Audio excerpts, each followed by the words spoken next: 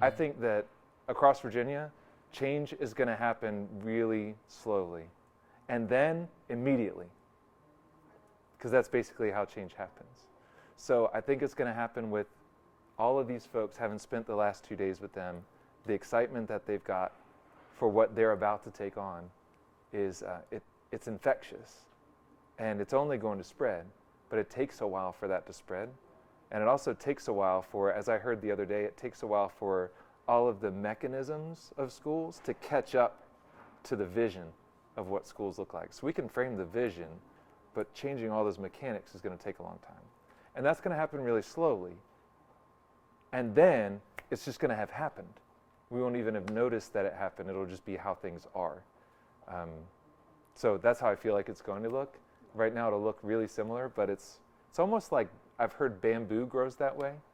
When you actually plant bamboo, there's a series of roots and networks that spend upwards of 2 years growing under the surface. And so there's no growth.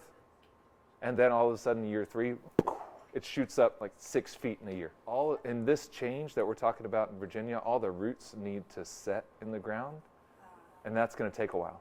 As soon as that network, though, creates some sort of stability, then you'll just see it fire up.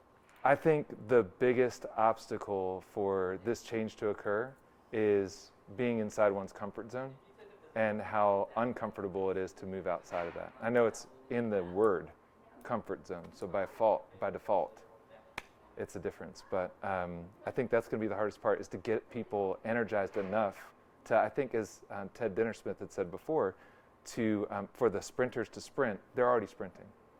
For the runners to run, they might start running. Joggers haven't been jogging yet, so how do we get them moving? And otherwise, a lot of people are standing still. So how do you get them to start moving? That, I think, is the hardest part, is to actually tap into the things that motivate people to change.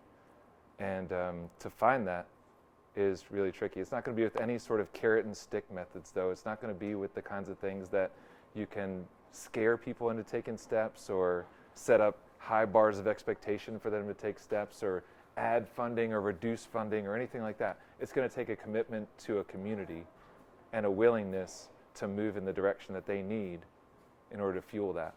And I think until we are able to overcome those challenges, then there will be a couple obstacles. I think there'll be some really short ones, though, and some really tall ones and some really long ones. And we'll use every preposition that we've got to get around them, over them, through them, under them, beyond them.